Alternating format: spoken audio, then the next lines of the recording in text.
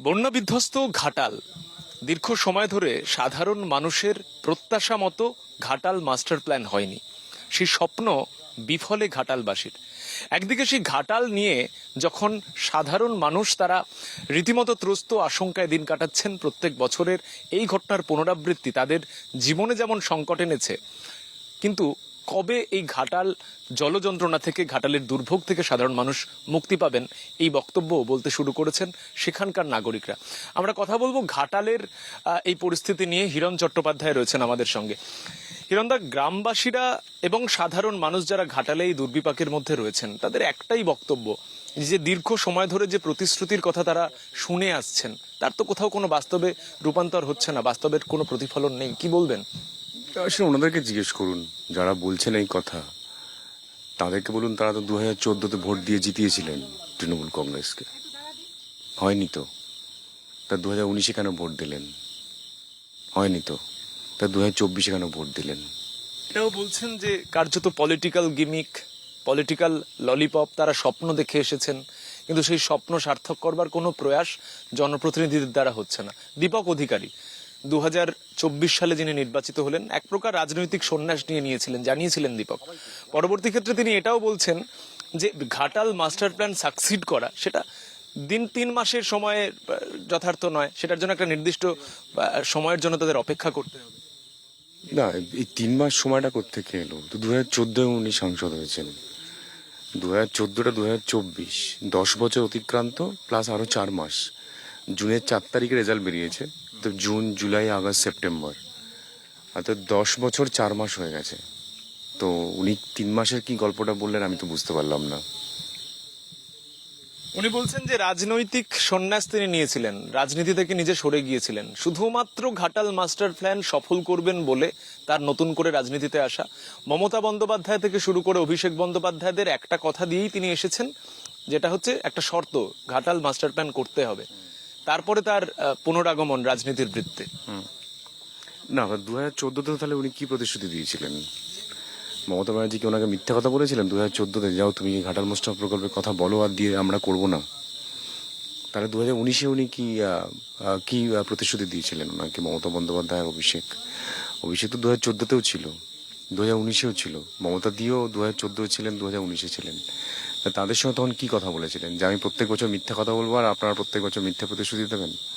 ফলে এই সমস্ত কথার অবান্তর, অবাস্তব সব কথার কোনো উত্তর দেওয়ারও আমার মনে হয় দরকার নেই। আপনি তো ঘাটালের প্রার্থী ছিলেন 2024 সালে। ঘাটাল মাস্টার প্ল্যান যে সম্ভব নয়, সাধারণ মানুষ তারা এটা বলছেন যে কোথাও কোথাও গিয়ে একটা সমস্যা তৈরি হয়ে রয়েছে। আপনার চোখে ঘাটাল মাস্টার প্ল্যান সাকসেস হচ্ছে না কেন? টাকা নেই তো এদের কাছে। এরা যে টাকা আছে সেই টাকা চুরি করে নেয়, তাই না? টাকা চুরি করলে আপনি কাজটা করবেন কোত্থেকে? তো 2014-তে উনি সাংসদ হয়েছেন, সরকারের টাকা ছিল না তো তখন তো চুরি করা শুরু হয়ে গেছে। 2011-এ ক্ষমতা এসছে, 2-3 বছর মোটামুটি একটা ভালো সরকার চালানো হয়েছিল।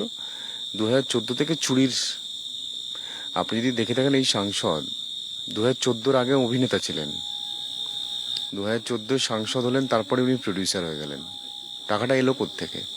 টাকাটা আমরা দেখলাম যে এনামুল হকের অ্যাকাউন্ট থেকে 50 লক্ষ টাকা এসছিল, ওটা দিয়ে উনি সিনেমা বানিয়েছিলেন। আবার উনি যখন চাপে পড়েন ইডি, তখন আমার টাকাটা নাকি ফেরত দিয়ে দেন। তার মানে উনি প্রডিউসার হয়েছিলেন গরুচোরের টাকা দিয়ে, সেটা তো প্রমাণিত, নিজেও স্বীকার করে নিয়েছেন। অথচ সেটা রাজনীতিতে না এলে তো সম্ভব ছিল না। হিরণ, টাকা নেই, টাকার সংকট।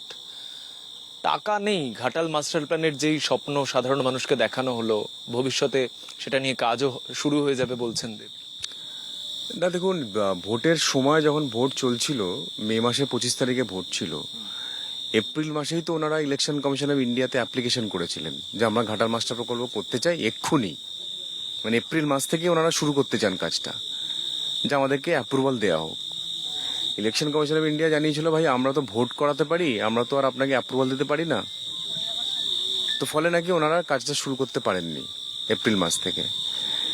তো এতই যদি তাড়া ছিল তখন, তো হঠাৎ করে 4 মাস অতিক্রান্ত হয়ে গেল, এখন কোথায়?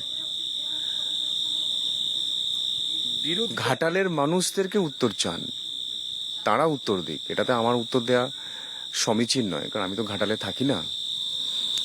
যারা জলের তলায় আছেন তারা তো জেনে বুঝে ওনাকে ভোটটা দিয়েছেন। শুধু এবারে নয়, 2014 ভোট দিয়েছিলেন এই আশা নিয়ে যে ঘাটাল মাস্টার প্রকল্প হবে, হয়নি। 2019 কেন ভোট দিলেন? তারাই তো ভোট দিয়েছেন 2019। 2019 থেকেও হলো না, তাহলে আবার 2024 তারা ভোট দিলেন। কারণ বন্যার সময় যারা জলের তলায় চলে যাবেন তখন চিৎকার করবেন যে ঘাটাল মাস্টার প্রকল্প কেন হচ্ছে না, আর ভোট দেওয়ার সময় সেই তাকে তৃণমূলকেই ভোটটা দেবে। এই ব্যাপারটা খুব একটা আপনার কাছে কি মানে কেমন মনে হচ্ছে আপনার কাছে? আমি নিজেও বুঝতে পারছি না যে ঘাটালবাসী 2014 ভোট দিলেন যে ঘাটাল মাস্টার প্রকল্প হবে, হলো না। আবার 2019 গিয়ে সেই আবার ভোট দিলেন তৃণমূলকে, হলো না। আবার 2024 গিয়ে সেই আবার তৃণমূলকে ভোট দিয়েছেন। মানে তারা অ্যাকচুয়ালি কি চান? তারা প্রত্যেকবার জলের তলায় গেলে চিৎকার করেন যে আমরা জলের তলায় আছি, বন্যা কেন হচ্ছে, আর ভোট দেওয়ার সময় এলেই তারা পিসিমণিকে ভোট দিয়ে দেন, পিসি ভাইপো কে ভোট দিয়ে দেন। আমার তো তাদের কাছ থেকে সবচেয়ে বেশি উত্তরটা চাওয়া দরকার। ঘাটালবাসীর থেকে কিছুটা অভিমানী, মানে আপনার অভিমান হয়েছে কোথাও? কিসের অভিমান? কিসের অভিমান? খড়গপুরের মানুষ আমাকে 2021 এখানে জিতিয়েছেন। আপনি যে রাস্তা দিয়ে হেঁটে এলেন, এই রাস্তাটা খড়গপুরের ইতিহাসেতে গত 70 বছর যে স্বাধীনতা হয়ে গেছে কোনোদিনও হয়নি। এই রাস্তাটা প্রথম হলো। আপনি তো সেই রাস্তা দিয়ে হেঁটে এলেন। খড়গপুরের মানুষ ভোট দিয়ে জিতিয়েছে, খড়গপুরের উন্নয়নের কাজ চলছে। 3.5 বছরে আপনি দেখুন প্রায় 420 কোটি টাকার কাছাকাছি কাজ হয়েছে। আপনি পশ্চিমবঙ্গের কোনো একটা বিধায়ককে গিয়ে বলুন যে গত 3.5 বছরে কেউ 100 কোটি টাকার কাজ করে দেখিয়েছে কিনা।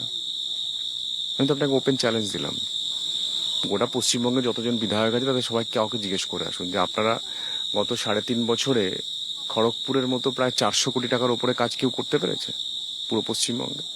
পরামর্শ দিচ্ছেন বিরোধীদের। আপনি গিয়েছিলেন, শুভেন্দু অধিকারী বিরোধী দলনেতা, তিনিও ঘাটালে গিয়েছিলেন, ত্রাণ দিয়েছেন। সেই জায়গায় দেবের একটা পরামর্শ রয়েছে বিরোধীদের প্রতি, অর্থাৎ আপনাদের প্রতি। আপনাদের সাথে তো মেদিনীপুর কানেকশন রয়েছে। শুভেন্দু অধিকারীর নাম না করে দেব বলছেন, দীপক অধিকারী বলছেন যে বিরোধীদের দায়বদ্ধতা কোথায়? কেন্দ্রীয় সরকার তো বিরোধীরাই চালায়, তাহলে বিরোধীদের দায়বদ্ধতা কোথায়? শুধুমাত্র কি মেলাইন করার রাজনীতিতে বিরোধীরা বিশ্বাসী হবেন? পরামর্শ দিচ্ছেন এই রাজনীতি থেকে সরে দাঁড়ান। কি বলবেন? না, ওনার 10 বছর 4 মাস ধরে উনি কি করছেন আগে তার উত্তর দিক না উনি, তারপরে আমরা উত্তর দেবো আমরা কি কাজ করছি। আমি তো বলে দিলাম আমি কত টাকা, 3.5 বছরে কত টাকার কাজ করেছি। উনি 10 বছর 4 মাসে কত টাকার কাজ করেছেন বলুন। উনি তো চ্যালেঞ্জ করেছেন যে হিরণ নাকি খড়গপুরে কোনো কাজই করে না। আপনি তো নিজে হেঁটে এলেন। আপনি কালকে দিনের বেলা একটু ঘুরে বেড়াবেন খড়গপুরে, দেখবেন কোথায় কোথায় কি কাজ করেছি। তো ফলে ওনার ওইসব কথাবার্তার কোনো ওসব ভ্যালু নেই, ওসব ওনার কথাতে কোনো মানে গুরুত্ব দিয়ে কিছু লাভও নেই। যারা ওনাকে ভোট দিয়ে জিতিয়েছেন তারা আজকে জলের তলায়। আমার কষ্ট হচ্ছে তাদেরকে দেখে, আমার দুঃখ হচ্ছে যে তারা মোদিজিকে বিশ্বাস করলেন না। তারা সেই চোরটা পিসি ভাইপোকে বিশ্বাস করে তারা তৃণমূলকে জিতিয়েছেন, ফলে তাদের তো কষ্ট পেতেই হবে। বলছেন মুখ্যমন্ত্রী মমতা বন্দ্যোপাধ্যায় তাকে এই শর্তেই এনেছেন যাতে করে ঘাটালবাসীর যন্ত্রণা উনি দেখতে পারছেন না। ওনার বক্তব্য সবাইকে নিয়ে কাজ করার বার্তা দিচ্ছেন, সাধারণ মানুষের এগিয়ে আসাটাও, কিন্তু বেশ কিছু জায়গায় জটও রয়েছে সেটাও স্বীকার করছেন। আমি স্পেসিফিক জানতে চাইছি হিরণ চট্টোপাধ্যায়, জটটা কোথায় আসলে? এই যে আপনি বলছেন যে টাকার একটা বড় অংশের অভাব রয়েছে, টাকার অভাবটা কেন তৈরি হচ্ছে? সরকার চালায় একটি রাজনৈতিক দল। এই সরকার হাইকোর্ট এবং সুপ্রিম কোর্টে লাস্ট 2011 থেকে আজকে 2024 কত কোটি টাকা খরচা করেছে, একটু হিসাবটা দেখবেন তো আপনি। শুধু নিজেদেরকে অন্যায় দুর্নীতি পাপ থেকে বাঁচানোর জন্য এই সরকার পশ্চিমবঙ্গের মানুষের ট্যাক্সের টাকা কিভাবে হাইকোর্টে এবং সুপ্রিম কোর্টে আইন লড়তে গিয়ে কয়েকশো কোটি টাকা খরচা করেছে, তার হিসাব দিতে আগে দিতে বলুন ওদেরকে। এই আরজিকর মামলায় যে নৃশংস খুন, তার বিরুদ্ধে রাজ্যকে বাঁচাতে গিয়ে কপিল সিব্বল থেকে আরো 21 জন সুপ্রিম কোর্টের লয়ারকে অ্যাপয়েন্টমেন্ট দিচ্ছেন। কার টাকায়? পশ্চিমবঙ্গের মানুষের ট্যাক্সের টাকায়। কিসের জন্য? কাকে বাঁচানোর জন্য? সেইখানে প্রচুর টাকা আছে ওনার কাছে। নবান্ন অভিযানে সাধারণ মানুষকে আটকানোর জন্য প্রায় 10,000 পুলিশ উনি দাঁড় করিয়ে দিলেন।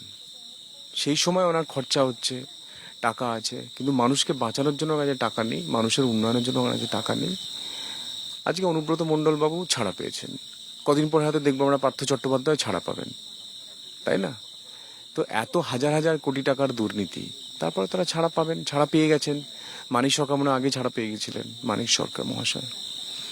এরপরে অনুব্রতবাবু ছাড়া পেলেন, পার্থবাবু ছাড়া পাবেন। তো মানুষ অসহায়, আমরা যারা সাধারণ মানুষ, আমাদের হাতে ক্ষমতা নেই, আমরা অসহায়, এদের হাতে ক্ষমতা আছে, পুলিশ আছে, টাকা আছে, গরিবের কাছ থেকে লুট করা টাকা, সেই টাকা দিয়ে এনারা কিছুদিন জেল খেটে চলে এলেন। এবার দেখবেন এদের আবার সেই রংবাজি শুরু হয়ে যাবে। মানুষ কষ্ট, মানে আলটিমেটলি সাফারারকে অত্যন্ত সাধারণ অসহায় মানুষ, সেটা দেখেই কষ্ট হয়। এখানে মোদিজি ছাড়া কিছু করতে পারবে না। আপনি মিলিয়ে নেবেন আমার কথাটা। নরেন্দ্র মোদিজি যতক্ষণ না, বা বিজেপি সরকার, কেন্দ্রীয় সরকার যতক্ষণ না এই ব্যাপারটাতে এগিয়ে আসছেন, তো বারবার এগিয়ে এসছেন, অ্যাপ্রুভাল দিয়েছেন, টাকা দিয়েছেন, কিন্তু এরা করতে দেয়নি। এরা মমতা সরকার করতে দেয়নি। রেজিস্ট্রেশন করার জন্য বারবার বারবার রেলমন্ত্রী চিঠি দিয়েছেন, পাঁশকুড়া থেকে ঘাটাল রেল লাইন করার জন্য, রেল লাইন করতে দিচ্ছে না। এরা চায় না মানুষের উন্নয়ন হোক, এরা চায় মানুষ কষ্ট করে থাকবে, বন্যা হবে, কষ্ট করে বাঁচবে, ঠিক করে খেতে পাবে না, তাতেই ওদের পক্ষে ভোট করানো সম্ভব না। আপনি দেখেছেন তো ভোটের দিনকে কিভাবে লুঙ্গি বাহিনীকে দিয়ে ভোট আটকে দিয়েছিল। আর যদি মানুষকে ভোট দেওয়ার মতো অবস্থা তৈরি হতো, তাহলে তো ঘাটালে ভারতীয় জনতা পার্টি জিততো। কিন্তু ভোট তো করতেই দেয়নি, লুঙ্গি বাহিনী আগুন জ্বালিয়ে দিনের বেলা রাস্তাতে আটকে দিচ্ছে। অমিত শাহজি আমাকে ফোন করেছেন, বলছি এটাও সম্ভব? आप तो खुद ही देखे टीवी में। बोले मैं कुछ व्यवस्था करता हूँ। क्या व्यवस्था करेंगे? ইলেকশন কমিশন অফ ইন্ডিয়া বলছে না না না, ভোট দারুণ হয়েছে, কোনো লুঙ্গি বাহিনী ছিল না, কোনো বুথ দখল হয়নি। আমি ইলেকশন কমিশন অফ ইন্ডিয়াকে লিখেছিলাম, তারা উত্তর দিচ্ছেন না, vote was very smooth, election খুব ভালো হয়েছিল, কোনো হিংসা হয়নি, সবাই নিজের ভোট দিয়েছে। তো আমি তো আবার ইলেকশনের জন্য হাইকোর্টে পিটিশন ফাইল করেছি। সেখানে ইলেকশন কমিশন অফ ইন্ডিয়া বলছে না না, আমরা এটাতে কোনো কিছু সাপোর্ট করব না।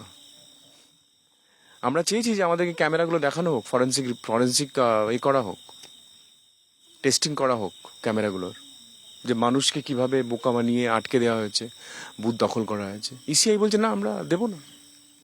এটা ভারতবর্ষের গণতন্ত্র। আপনি কাকে দোষ দেবেন? আপনি কার দিকে আঙুল তুলবেন? ফলে এই সিস্টেমটা এত করাপ্টেড সিস্টেম। আপনি দেখেন যে আমার সঙ্গে সিআইএসএফ দাঁড়িয়ে আছে।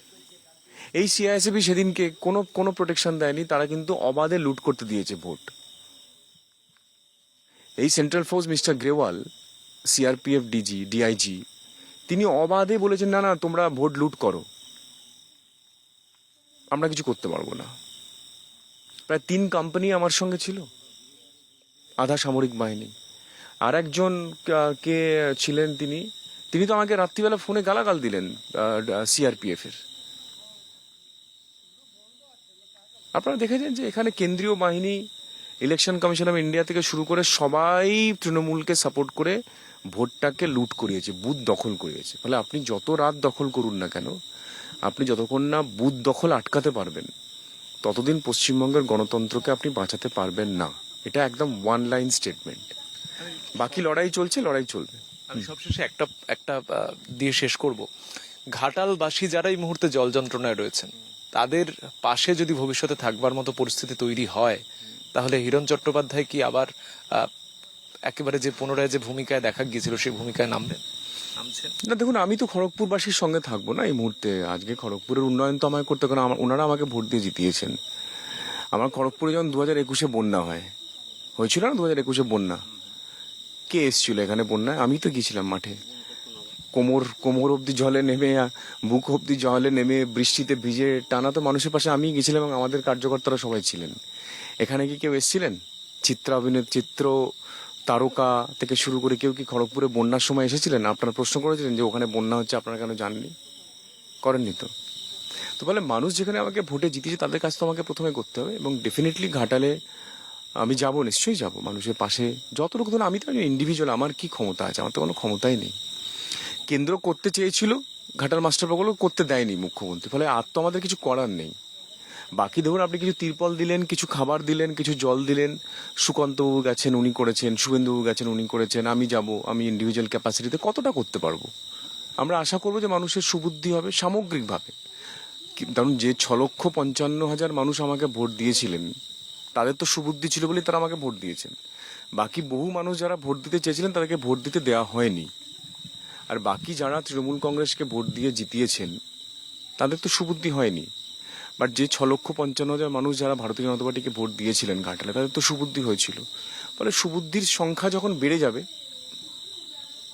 তখনই গণতন্ত্রের রক্ষা হবে। তার আগে তো আমাদের লড়াই চালিয়ে যেতে হবে, আন্দোলন চালিয়ে যেতে হবে। আমরা সত্যের সঙ্গে আছি, ছিলাম এবং থাকবো। 2014 থেকে 2019 এবং সর্বশেষ 2024 সালেও একই প্রতিশ্রুতির বন্যা।